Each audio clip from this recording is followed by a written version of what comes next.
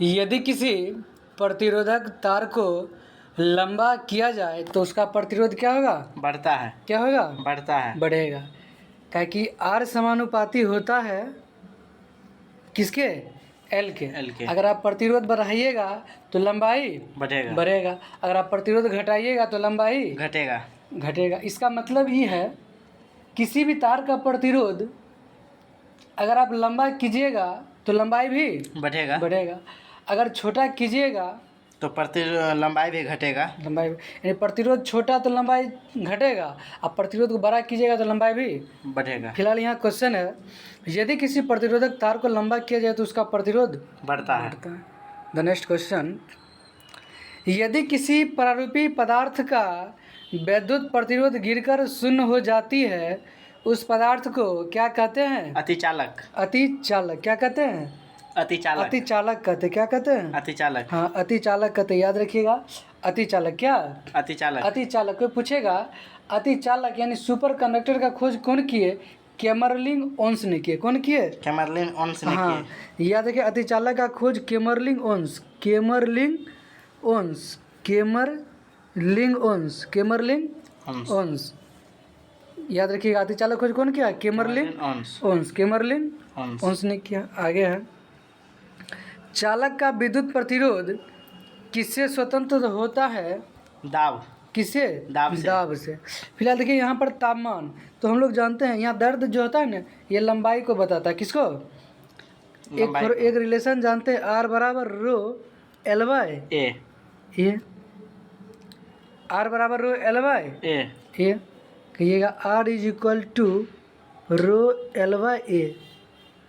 अगर किसी चालक का यानी प्रतिरोध जो है लंबाई पर निर्भर करता है, रो यानी प्रतिरोधकता पर निर्भर करता है, ए यानी अनुप्रस्थ काट का क्षेत्रफल पर भी, इसके साथ साथ तापमान पर भी निर्भर करता है। समझ गए? यस। तो फिलहाल यहाँ आंसर क्या हो जाएगा? दाब यानी प्रेशर। आगे है, फ्लोसेंट लैंप में चौक का प्रयोजन क्या है? फ्लोसेंट लैंप में चौक का प्रयोजन क्या है? प्रतिरोधियों को कम करना। प्रतिरोधकता को कम करना। प्रतिरोधकता को कम करना। प्रतिरोधकता को कम करना। प्रतिरोधकता को कम करके चालकता को बढ़ाने से। अगर प्रतिरोधकता को कम कीजिएगा तो चालकता क्या हो जाएगा? बढ़ेगा। स्वतः बढ़ जाएगा। याद रखिएगा प्रतिरोधकता दो बातें पर निर्भर करता है, पदार्थ की प्रकृति पर और तापमान पर। प्रतिरोधकता कितने बातें पर? दो बातें पर। पदार्थ की प्रकृति कैसा और तापमान पर। आगे है, 1 किलोवाट घंटा का मान कितना होता है? 3.6 गुने 10 पावर 6 जूल या 36 गुने 10 पावर 5 जूल। बहुत अच्छा। चलिए 25 गए, ये तो जानबे करते हैं आप लोग। कहते हैं प्रदीप्ति नली में सर्वाधिक सामान्यतः प्रयोग होने वाली वस्तु क्या है? पारावाष्प तथा आर्गन। पारावाष्प और आर्गन। पारावाष्प और आर्गन। आर्गन। पारावाष्प और आर्गन। आर्गन। चलिए बहुत अच्छा। आगे है, कहता है प्रत्यावर्ती धारा को दिष्ट धारा के परिवर्तित करने वाली युक्ति को क्या कहते हैं? रेक्टिफायर। तो रेक्टिफायर कहते हैं। देखिए रेक्टिफायर का भी नाम है। अगर रेक्टिफायर बोले, दिष्टकारी बोले, रिजुकारी बोले, तीन बात है क्या? रेक्टिफायर, दिष्टकारी और रिजुकारी, ये सभी AC को DC में बदलता है, यानी अल्टरनेटिंग करंट को डायरेक्ट करंट में बदल देता है। लेकिन ये इन्वर्टर क्या? इन्वर्टर क्या करता है?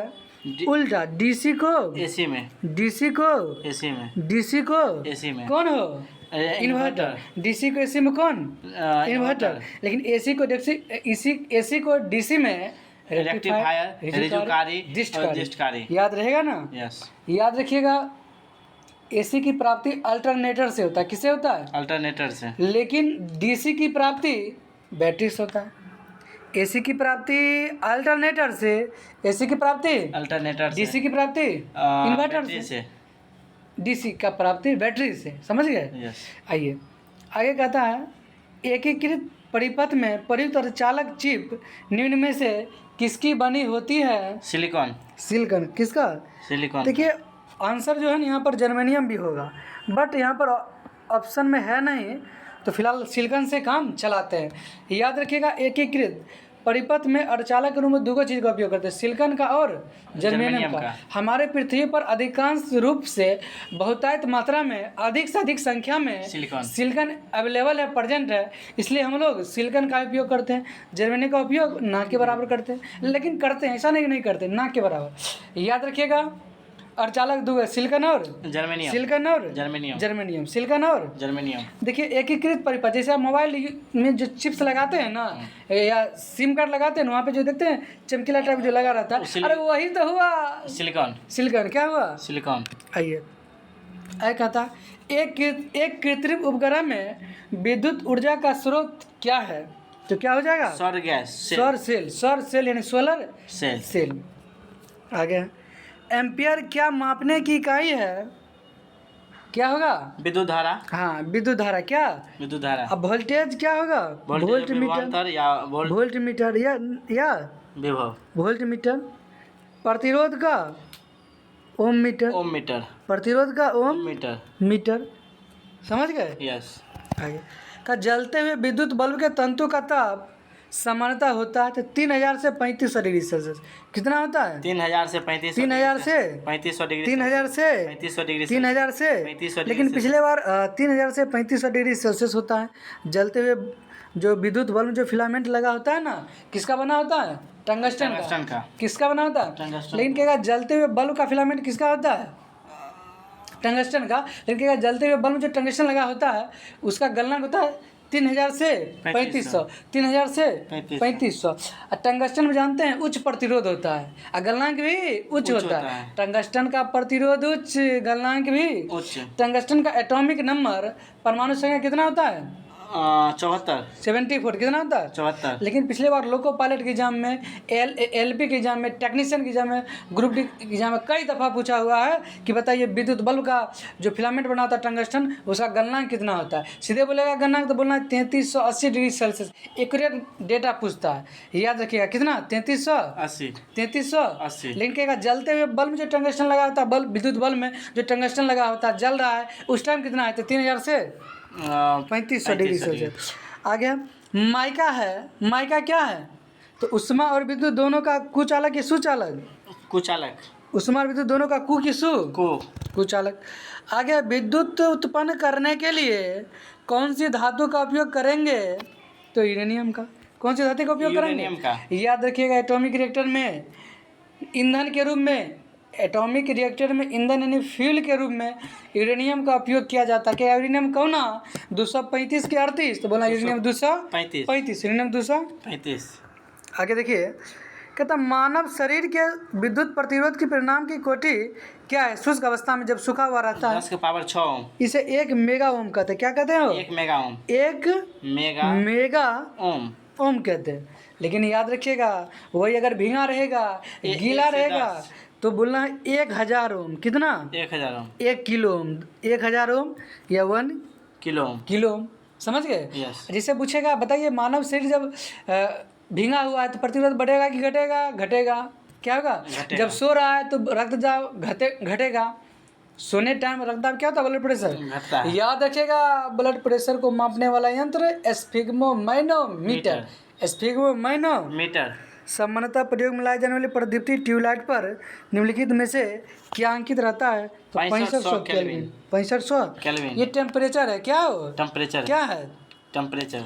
पारा में मरकरी रहता है, होता है ना, कि आप पारा वाला मरकरी का तापमान 6500 केल्विन होता है। कितना होता है? 6500। ट्यूबलाइट वे ऊर्जा का लगभग कितना भाग प्रकाश में परिवर्तित होता है? 50 से 60। कितना? 50 से 60%। समझ गए? आगे विद्युत धारा किसमें प्रभाव पर आधारित घरेलू उपकरण कौन है? तो विद्युत हीटर भी है, विद्युत बल्ब भी है, ट्यूबलाइट भी है। आंसर क्या हो जाएगा? उपर्युक्त सभी, ऑल ऑफ दिस। समझ गए? आगे है 100 वाट वाले एक विद्युत लैंप का एक दिन में 10 घंटे प्रयोग होता है। एक दिन में लैंप द्वारा कितनी यूनिट ऊर्जा उपयुक्त होती है? 1 यूनिट। तो याद रखिएगा 1 यूनिट। आंसर क्या हो जाएगा? 1 यूनिट। कैसे हुआ थोड़ा देख लीजिए, क्योंकि हम लोग जानते हैं किलोवाट घंटा जो होता है ना, किलोवाट घंटा फॉर्मूला होता है VIT/1000। V हो गया वोल्टेज, जिसका यूनिट वोल्ट होता है। I करंट यूनिट एम्पियर होता है। T time unit second. तो याद रखिएगा टाइम इसमें सेकेंड में नहीं लेना है। जब भी इस तरह का न्यूमेरिकल आएगा टाइम हमेशा घंटा में लेना है। किस में लेना है? घंटा में। और आप काट दीजिएगा तो आंसर कितना आ जाएगा? 1 यूनिट। 1 यूनिट। फिर एक क्वेश्चन है लगता हुआ सेम इसी तरह के, कहता 100 वाट का बिजली का बल्ब 10 घंटा जलता है, 5 रुपया प्रति यूनिट की दर से विद्युत ऊर्जा कितना होगा? तो 1 यूनिट 5 रुपया कहेगा 5 रुपया प्रति यूनिट, यानी 1 यूनिट का दाम कितना है? 5 रुपया। 5 रुपया। 5 रुपया प्रति यूनिट, नहीं 5 रुपया प्रति यूनिट, मतलब 1 यूनिट का दाम 5 रुपया है। 1 यूनिट का दाम कितना है? 5 रुपया। तो हम लोग जानते हैं, अभी पढ़े हैं, KWH बराबर क्या हो जाएगा? KWH बराबर VIT बटे 100 VIT बटे 1000। 1000। तो वही है VIT, यानी 100 और गुने कितना हो गया? 10 और 10 हो गया बटा 1000। 10 हो गया, फिर 1000 से डिवाइड कीजिएगा 1 यूनिट आएगा। तो सब कर कितना आ जाएगा? 1 यूनिट। 1 यूनिट आ जाएगा।